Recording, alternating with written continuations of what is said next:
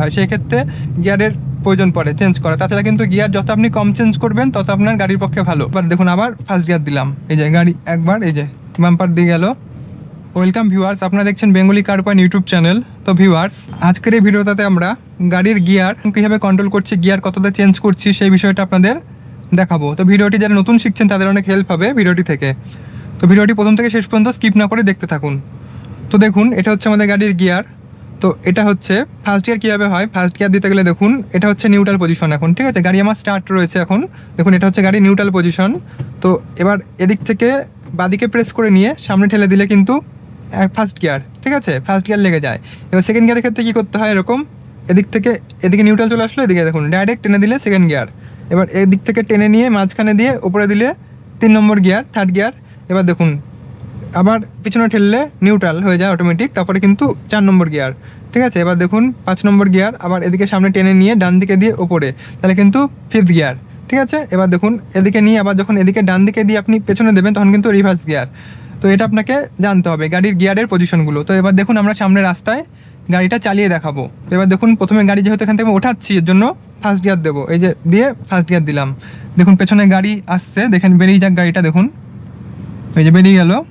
এবার আমি কি করলাম, এবার এগোচ্ছি, দেখুন এই যে ফার্স্ট গিয়ারে গাড়িটা তুললাম। এবার দেখুন গাড়ি যে গড়িয়ে গেছে সেকেন্ড গিয়ার দিয়ে দিলাম, ঠিক আছে। গাড়িটা গড়িয়ে গেল আর সেকেন্ড গিয়ার দিয়ে দিলাম, দেখুন স্মুথলি সেকেন্ড গিয়ার চলছে এখন।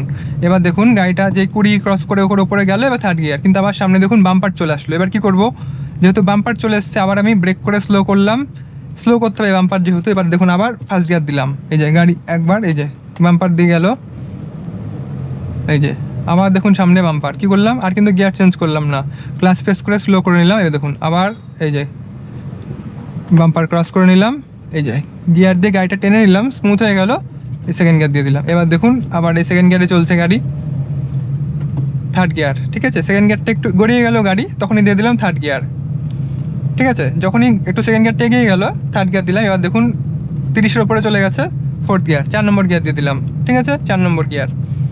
তো এইভাবে করে আপনি যখন আস্তে আস্তে স্পিড অনুযায়ী গিয়ারটা বাড়াবেন।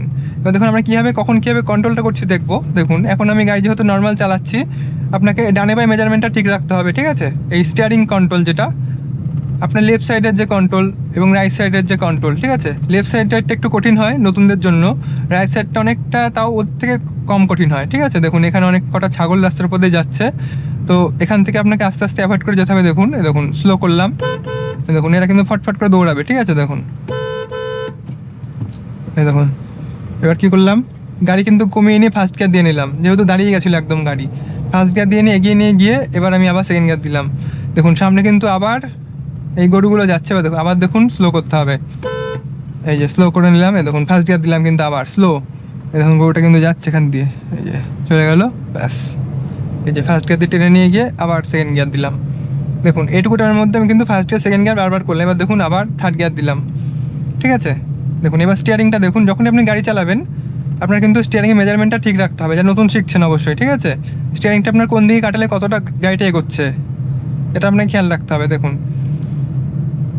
এই যে স্টিয়ারিংটা ডানে বায়ে দিলে কতটা যাচ্ছে এটা আপনাকে মেজারমেন্ট রাখতে হবে। দেখুন এখনও থার্ড গিয়ারে যাচ্ছে, যেহেতু সামনে দেখুন ভিড় আছে, মানে মোটামুটি টোটো গাড়ি এগুলো যাচ্ছে, তো এই জন্য আমি এখনও স্পিড তুলিনি। অতটা তোলার পর তাহলে কিন্তু আপনাকে গিয়ার চেঞ্জ করতে হবে। যখন দেখবেন এই গিয়ারে একটু ভারী ভারী লাগছে আর যাচ্ছে না, তখন আপনাকে গিয়ার চেঞ্জ করতে হবে।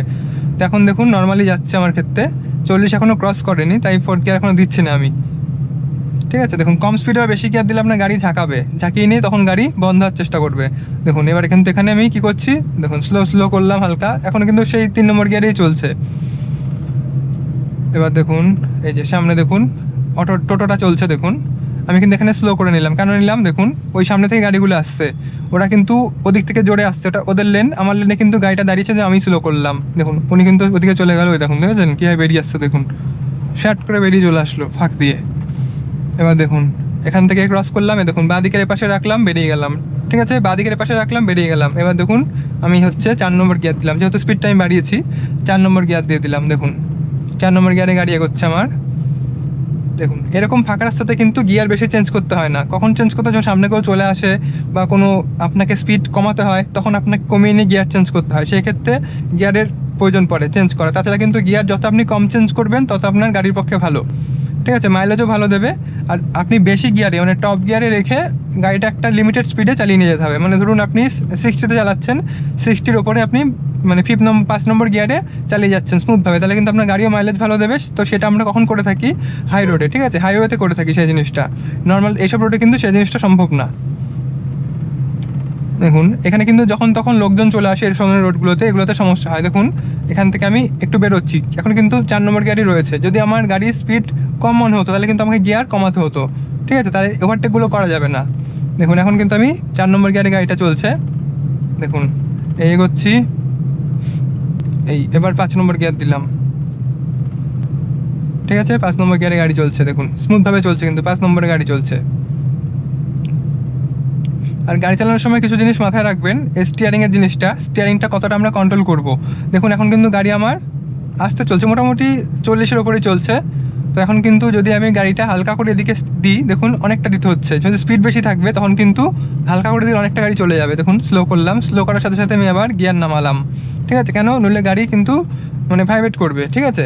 গিয়ার নামিয়ে দিলাম, দেখুন আমার কিন্তু অতটা স্পিড নেই এখন, 30-35 চলছে স্পিড। দেখুন এখানে দেখুন এই যে গাড়িটা কাটাবো, দেখুন ডান দিকে অনেকটা দূরে আছে, বাদিক থেকে অনেকটা দূরে, দেখুন বেরিয়ে গেলাম, কোনো ভয় নেই, ব্যাস এখান থেকে বেরিয়ে গেল তো বেরিয়ে গেলাম, ঠিক আছে।